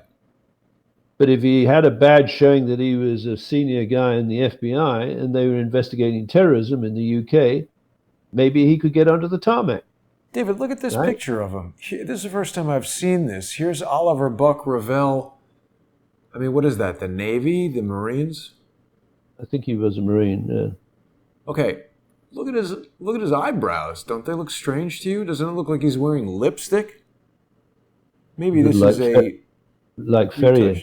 That's what I'm saying, David Ferrie. Yeah. He looks just like David Ferrie with strange eyebrows, makeup, perhaps, I don't know. That's quite interesting. One quick thing before we move off of Yves Fortier completely. I found this article here from the Financial Post. I guess it's some Canadian publication. Yves Fortier to leave Norton Rose, David. Nappy Rose. Yeah, Norton Rose, now Ogilvy Renault, merged and it became one of the biggest law firms. But there was overlapping clients, and Yves Fortier felt that it'd be a conflict of interest. But wait a minute, wait a minute. The part that I'm interested in is Rose. We've got the Rose law firm. The Compass Rose law firm is the law firm for this alleged whistleblower who is a fake whistleblower. We've got Nappy Rose Productions is Rashad Mendenhall's company. It's a lot of Rose imagery. The Rose Compass is on the logo for the CIA. It's also pictured on the base of the stripper pole in Peter Nygaard's 727 jet. Do you think that's a coincidence? I think we're talking about the migration of symbols and different strokes, different folks. You know, a rose can be a thorn for you and, a bouquet for your loved one. Could it also be a steganographic message to someone that you've reached the right law firm if you're the type of person that needs this type of law firm? Or some covert signal, listen and obey. That is to say, here is the message, do what you're told, right? And you'll get a check in the bank every month pending you going back into employment, which you may never get. But I want to stay focused. Did you know that the Democratic Socialists of America logo has a rose in it? I didn't know that. But I just want to try to not distract you with nonsense. I usually bring things to your attention that I think are important. Okay. No, I'm not saying it isn't, but one can wander around symbology, if that's the right word, forever. I like that clenched fist in the rose. I thought that was rather interesting. I think it was a clenched fist. But just handshake. Oh yes, you're right. Yeah. Let's just go back to this Starnet outfit. So from 1996 to 2000 from 1996 to 1999, the 20th of August 1999, where there was a raid by 100 law enforcement people. It built an operation in hardcore adult and child pornography and online gaming in 60 countries. Its share value went up to nearly $1 billion. On the 20th of August of 1999, there was a raid by 100 law enforcement people, including Vancouver Police, Port Coquitlam Police, West Vancouver Police, RCMP, high-tech squad from Ottawa. And here is where I'm really interested. A SWAT team, apparently, from the IRS and the United States Customs Service. All of the kit and evidence of, in my belief, snuff films and murder, can't prove it because they've taken away the evidence, was removed. And Starnet did a little bit of jiggery-pokery, but then apparently silently slipped away to set up its operations in Antigua.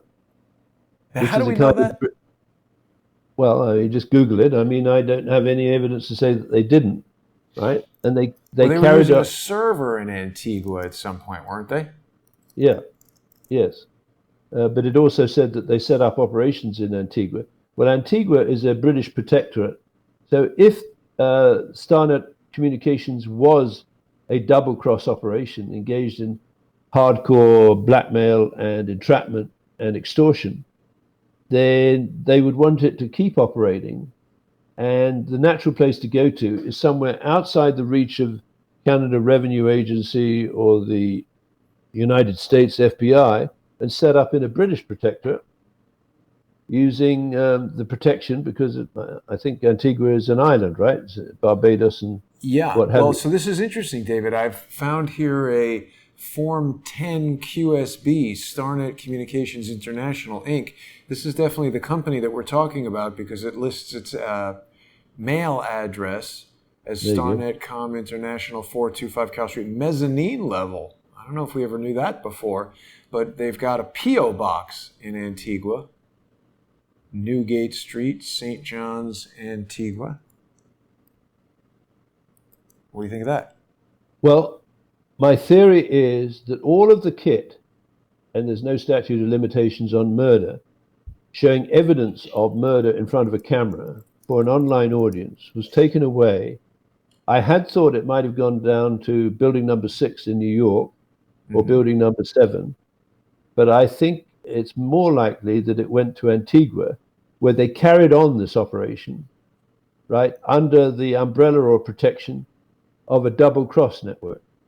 Does it look like this would be happening here in Antigua? I mean, this looks like a pretty sleepy little, I think it's more likely that this is just a business address or a mailing address. Well, possibly, but even that is important because the law would reach to ultimately the owner of the operation, which could very easily be a double-cross operation. Because but the other interesting thing to note from the map, David, is that none of this stuff is represented in 3D, and we're not able to see a street view, so this is sort of one of these less visited places. Right. And it may be that you can park a ship in the dock there and run your communications from there. The point that I'm getting at is I do not believe that they shut down the hardcore adult and child pornography and online gaming operation in Vancouver. I think they moved it somewhere else. It might ultimately have gone into the cloud. But the point is that operation essentially seems to be focused on entrapment and extortion.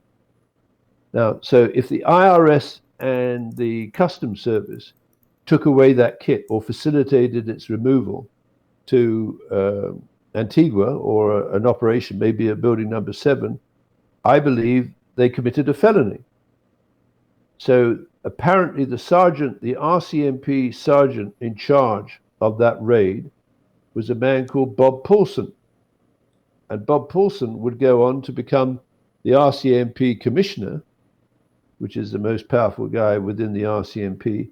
And he would fast track a man called Cameron Ortis into the position of Director of Intelligence for the RCMP. And right now, Cameron Ortis is in jail because apparently he was communicating with a network of 20,000 criminals around the world using the Phantom Secure Network, which you've looked at, I believe, in some detail. So essentially, with that raid on Starnet Communications, you carry away all of the evidence of a hardcore sexual entrapment and blackmail network. You carry away something of interest to the IRS, which might include the network of people who are evading taxes in using techniques developed and refined by Sidley Austin, because a man at Sidley Austin who is the tax partner at Sidley Austin, Brown and Root in New York, called Raymond J. Rubel, spent 6 years in jail for setting up abusive tax shelters where he'd written 600 letters to clients for $50,000. Brown and Wood. Yeah, Brown and Wood. Okay. Sidley Austin, Brown and Wood, who on 911 had the offices around the 57th floor of building number 1, where 600 of them escaped unhurt, but one person, Rosemary Smith, the switchboard operator, didn't get out. So my question is it possible, given that the Nortel fiber optic, wireless and data networks had been installed in those twin towers and would have been an essential if you wanted to do a controlled demolition, could the Nortel network have been handed off to the Chinese company Huawei, such that there might be a man-in-the-middle attack on the United States and the Twin Towers on 911 with a friend-to-foe swap? Now, a friend-to-foe, who are we talking about there? Jerome Lemelson. Right. Right? So what I see happened on 911 is this was a major double-cross operation, which made Americans think they were being attacked from the outside by a guy called Osama bin Laden, who I think was one of the British intelligence's men who never was. I don't think there were ever an Osama bin Laden with the capability and skill set necessary to bring America to its knees on 911. And because that crime has never been investigated, you've now got America on its knees right now. Different You're right. racket, right? But just look, in their dreams, could any enemy of the United States in China or Russia or whatever ever conceived of bringing America to its knees? A 14 to 20% reduction in GNP, right? I think it's more than that. Financial handouts to people to stay at home and preventing social gatherings with less than 6 feet between the individuals. Basically, America has been attacked with this COVID virus. The COVID virus, I believe, was developed in a joint venture between Canada and CanSino Biologics in Hong Kong, registered by Sidley Austin, right? And I believe Canada, in conjunction with the Chinese, will be the first to the market with the vaccine. And then Americans will be forced to take that vaccine because people like Dershowitz are, I believe, are entrapped and blackmailed. Because if you look at Dershowitz's behavior with Epstein, I'm quite sure he was serviced by one of these young girls. All right? I'm quite sure he's been blackmailed. I'm quite sure that he's terrified of exposure. And that interview that he had with you, I mean, it was absolutely disgraceful to say, you do not have the right not to be vaccinated. Americans should be up in arms. Well, he was wrong. The legal precedent that he spoke about doesn't pertain to the vaccine that's being proposed. And he was basically just mouthing off his incorrect opinion and being rude to me, as you point out. He became pretty uncomfortable when I started questioning about some of these Jeffrey Epstein things. David, a lot of people in our chat haven't heard about Phantom Secure before. I think this is very important because I didn't mention this to you earlier, but the brother of this ethical hacker, who was my co-host, my assistant, or whatever you want to call him, my collaborator on shows, he was in here in the chats earlier, and this is an individual who worked really, really hard to try to convince people that Imran Awan, Debbie Wasserman Schultz's IT consultant or whatever you'd call her, this social engineering individual spent literally years trying to convince people that this guy did all the hacking of the BlackBerries. Now, the interesting thing is, Imran Awan and all the investigation that I had done with the social engineer that I'm talking about, that was all happening in like 2017 and the beginning of 2018. I didn't hear about this FBI press release of March 16th, 2018 until earlier this year or late last year when you brought it to my attention. But this is the FBI telling us that they shut down a very sophisticated ring of criminals, sophisticated cyber criminals who had modified BlackBerries in order to be able to send and receive secure encrypted messages. They had up to 20,000 users. There is no way that Imran Awan was handling all of this. Over $80 million in revenue over 10 years. They facilitated murders and drug smuggling. And more than 250 FBI agents searched 25 properties in 3 countries. And they seized domains, cell phones. This seems like if Imran Awan were a significant player at all, this would have come up during his trial, and it didn't. So I feel like all this attention that was focused on Imran Awan was a misdirect. And I know that this irresponsible, boozy individual who I'm talking about was always into misdirecting people, putting out fake stories. He was recently lambasted by CNN, for whatever that's worth, but for putting out a completely fake story, unfounded and unsupported by any evidence, stating that a U.S. Army reservist was essentially the typhoid Mary for COVID-19. David, I see a connection between all this stuff that we're talking about, including Dershowitz. Yeah, so let me just introduce my acronym, right, relating to the BBC's double cross, tax and viral cat bond frauds. So everyone knows what tax is. So what is my cross?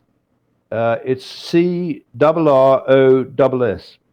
C is for Canada, because I think through Yves Fortier, Canada played a pivotal role in the double cross assassination of John F. Kennedy, where the conspirators flew up to Montreal around the period when Lee Harvey Oswald was in a protest about hands off Cuba, right? And various jobs were parceled out.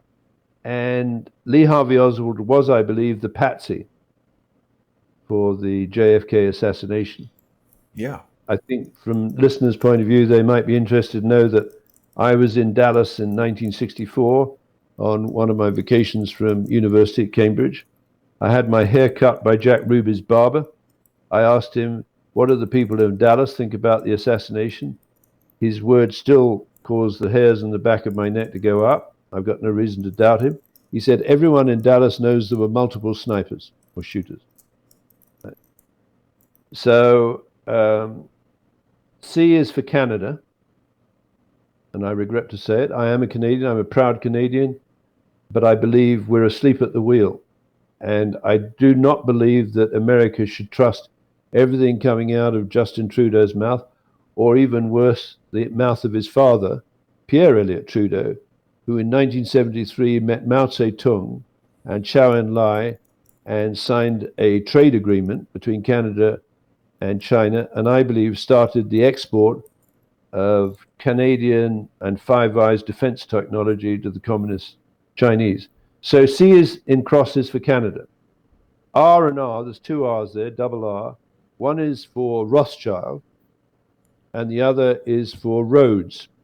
That is to say, the Rothschild, NM Rothschild and Sons, have been operating the Rhodes Scholarship Scheme at Oxford University since its inception under an arrangement with the will and testament of Cecil Rhodes. O is for Obamacare, probably the greatest socialist scam ever visited on a country, because America, I'll put it bluntly, have been asleep at the switch. Because what Obamacare does it gives the operator of the back office, which is Serco, access to data, very important private data, on every American that's caught up in the Affordable Care Act. Yeah. Now, isn't that an interesting database? Because if you're a eugenicist, you could look at the Americans from the point of view of a eugenicist and say, well, these people are expendable. We don't really need those people. This guy is very, very wealthy, but he's not paying protection money. So there's an infinite number of ways of combining access to that database with a targeted hit through an organization with access to Phantom Secure. If Phantom Secure... David, if Phantom Secure did what? If Phantom Secure linked 20,000 criminals, amongst those 20,000 criminals, some of them behind bars, some of them carriers, I don't know, of typhoid or AIDS or whatever it is, you could put together a hit team to infect someone, to kill someone, to arrange an accident in an aircraft, etc., and basically pay off the people who do the hitting through a kickback from a catastrophe bond. So, did you want to make a point? Well, yes, because we're close to the end of our extended show here, which we're super thankful to all of our sponsors and all of our viewers here. For people who missed the beginning, there's an unexplained technical failure today that's preventing the normal sponsor-exclusive show from happening, so we've opened the show up to everyone. But I hope that people who are enjoying the show will still choose to become sponsors, David, and it's critically important for Crowdsource the Truth viewers to also sponsor the co-hosts that come on the show. I hope people will visit patreon.com/reverse CSI storyboards, patreon.com/crowdsource the truth, and subscribestar.com/crowdsource the truth, because even though today's show is being brought to everyone for no charge on YouTube, it's not a sustainable way for David and I to carry on the show. And although I have no evidence of this, if it is a deliberate attack on the show trying to prevent the sponsor-exclusive show from happening, the only way that people can help us counteract the social engineering, David, is to actually become sponsors, and I hope they'll do that. But in the last few minutes, I think it's important that we bring everything back around and explain the question asked in the title: did Oxford double-cross unethical hackers breach Obamacare to weaponize Five Eyes tax agencies? And so to that end, I think we need to discuss with people this actual hack of the ObamaCare website, which was created by Serco. Did they hack themselves, David? Well, I believe they're part and parcel of this double-cross operation, because remember, Serco, its previous name was RCA-GB 1929, and it was RCA, Radio Corporation of America, Great Britain Technology, 1929 technology, that was the foundation of communications for double-cross operations in World War II. So nothing's changed. This phrase, plus ça change, plus c'est la même chose, basically the operation of RCA through World War II is identical to and maps onto the operation of Serco at the period of the 9/11 attack and the spread of the COVID virus. Right? Now, the tax people are involved because, as we've found out, and I've sort of dredged that up from my memory bank, Serco put together the most bizarre joint venture called a usability project between Her Majesty's Revenue and Customs, right, and the Israeli aircraft industry, which provides a drone which would be extremely useful if you were flying over Benghazi, for example, to monitor the movement of the people around the murder of Ambassador Stevens and the subsequent deployment to the CIA annex, where there was precision mortar fire called in on the guys who were on the roof and got killed. Precision mortar fire requires something like a Heron surveillance aircraft. So this would be extraordinary if the Heron surveillance aircraft made by IAI was over the areas of Rwanda where the Hutus were killing the Tutsis and the Tutsis were killing the Hutus. or over Benghazi at that time, where the system could be sending signals back through the BBC for catastrophe bond betting on the time of death of a high value target or the body count at a mass casualty event. Over to David, you. it appears there have been quite a few hacks of Obamacare. And I just wonder, are they able to, why are they hacking this? According to the Trump administration, healthcare.gov, the portal for the Affordable Care Act has been hacked. Again, this is 2018. The first article was from 2014.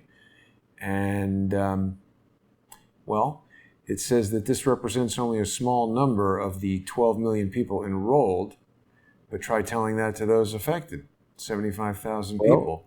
Details about the information obtained from the breach have not been announced. Signing up for Obamacare requires enrollees to supply Social Security numbers and other personal identifiable information. This is interesting. And they're using Serco to develop the COVID tracking services on the Isle of Wight. And Serco's been leaking email addresses of the people doing the tracking. So you basically have Serco hiring contact tracers for your brave new world, right? So they track prisoners through prisons, they track people through welfare, they track people through the tax office. So Serco is actually in a position, I think, to mount a double cross attack on any target, including, for example, Boeing 737 MAX 8 aircraft. Over to you. I think they love the double cross. I think it's basically the number one tool of these social engineers. The last thing I wanted to share with you, David, this I brought up earlier in the show, but have forgotten to show you. When you were talking about Bovis, one of our viewers mentioned that this guy, Nick Bovis, was arrested. Nick Bovis, owner of Lefty's Ballpark Buffet and Cafe. I wonder if he's related at all. Maybe not. Yeah, maybe not. But just a reminder about Bovis. Bovis was charged with not paying its contractors or not meeting the constraints of small business subcontracting in the 9/11 memorial. And Bovis got to remove all of the evidence of accelerated high temperature incendiary devices in the towers that would have been necessary to bring them both down in their own footprint. So there's two big holes in the ground, but Americans are not asking is what was in that hole. Well, I can tell Americans what was in that hole. It would have been eutectically modified steel that had holes through it, like a pepper pot, that would have indicated extreme high temperature accelerants were used to demolish those twin towers.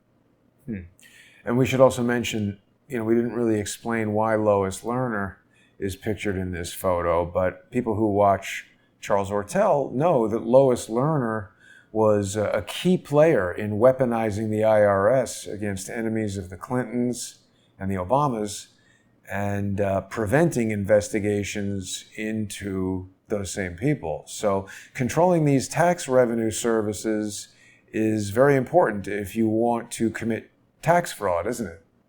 Well, particularly if you extract tax. What is it Stalin said with the capitalists? We'll actually get them to buy the rope with which we'll hang them, right? What did he mean by that? Well, what he meant was that the capitalists are so busy hoping to make money that they'll actually develop a system that you can buy, right, and then use it to defeat them. So actually a classic example of that would be the Chinese with Nortel. Oh, incidentally, an Yves Fortier was a director of Nortel. So this is very important. Ooh. Nortel built its business through what's known as vendor financing, right? So it would lend money to the vendors to buy its kit. So that's what they did to me, and it was a scam.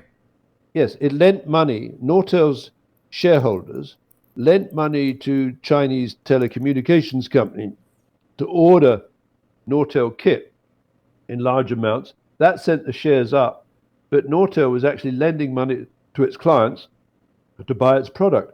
And I believe that scam was put together by Yves Fortier. I think Yves Fortier... Go ahead. What is this cabinet, Yves Fortier?